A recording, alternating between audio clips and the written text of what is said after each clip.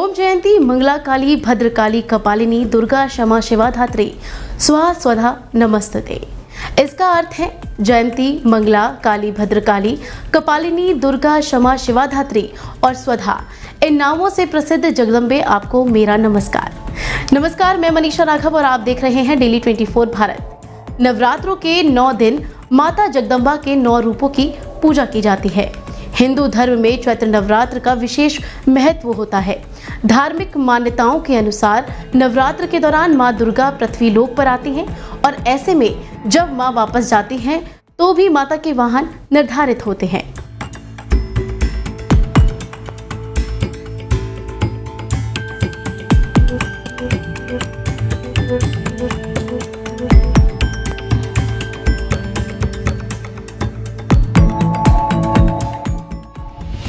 किस दिन कौन सी सवारी पर पृथ्वी लोक आती है मां भगवती? दिन के हिसाब से मां के वाहन भी निर्धारित होते हैं, जिसमें कभी माता डोली, नाव, घोड़ा तो कभी भैंस और मुर्गा और मनुष्य और हाथी पर सवार होकर आती हैं। अगर नवरात्रों की शुरुआत सोमवार या रविवार से हो रही है तो मां दुर्गा हाथी पर सवार होकर आती हैं, और अगर नवरात्र मंगल और शनिवार से शुरू हो रहे हैं तो मां का वाहन घोड़ा होता है।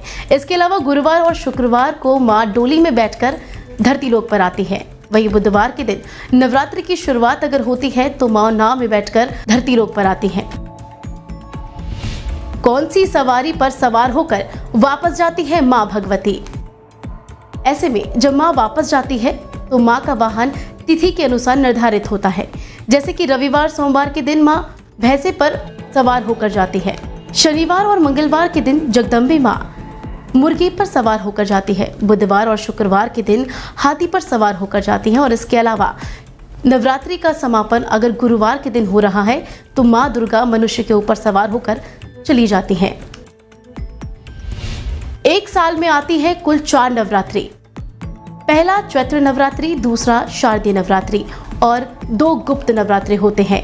हिंदू पंचांग के अनुसार चैत्र माह के शुक्ल पक्ष की प्रतिपदा तिथि से चैत्र नवरात्र की शुरुआत होती है। चैत्र नवरात्र के शुभारंभ होने के साथ ही नया हिंदू वर्ष भी शुरू हो जाता है।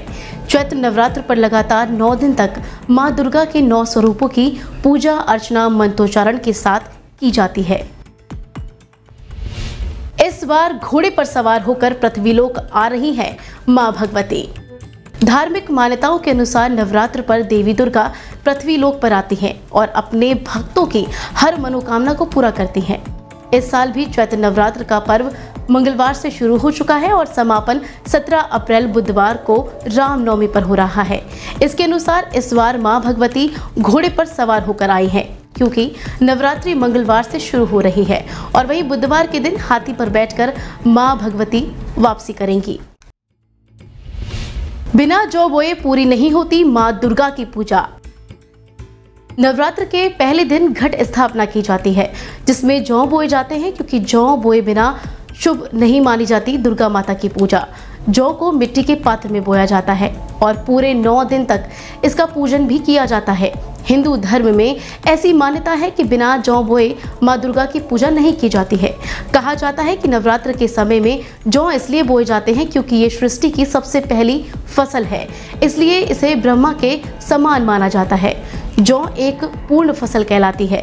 नवरात्र पूजा के केवल जौ बोने का ही महत्व नहीं है, बल्कि इसमें विकास और हमारी सुख समृद्धि से भी जोड़कर इसे देखा जाता है। नवरात्र की पूजा की सबसे महत्वपूर्ण विधि है कलश स्थापना। लाल रंग का कपड़ा बिछाकर माता रानी की प्रतिमा स्थापित की जाती है। इस कपड़े पर थोड़े चावल रखे जाते हैं और मिट्टी के पात्र में जौ बोए जाते हैं और एक पात्र में जल भरकर कलश स्थापना की जाती है। कलश पर स्वास्तिक बनाकर इस पर कलावा बांधा जाता है। कलश में साबुत सुपारी, सिक्का और अक्षत डालकर अशोक के पत्ते रखे जाते हैं। फिर एक नारियल को माता की चुनरी में लपेटकर कलावा बांधकर इसके ऊपर रखा जाता है। देवी दुर्गा का आवाहन कर कलश स्थापना की जाती है। नवरात्र के पहले दिन मां शैलपुत्री की होती है पूजा। शैलपुत्री देवी दुर्गा के 9 रूपों में सबसे पहले स्वरूप को कहा जाता है। पर्वतराज हिमालय के घर पुत्री के रूप में जन्मी माता का नाम शैलपुत्री पड़ा। पार्वती के रूप में इन्हें भगवान शंकर की पत्नी के रूप में जाना जाता है। वृषभ यानी बैल इनका वाहन है। इनके दाएं हाथ में त्रिशूल है और बाएं हाथ में इन्होंने कमल धारण किया हुआ है। अभी के लिए बस इतना ही। आप सभी को डेली 24 भारत की तरफ से नवरात्रि की हार्दिक शुभकामनाएं। नमस्कार।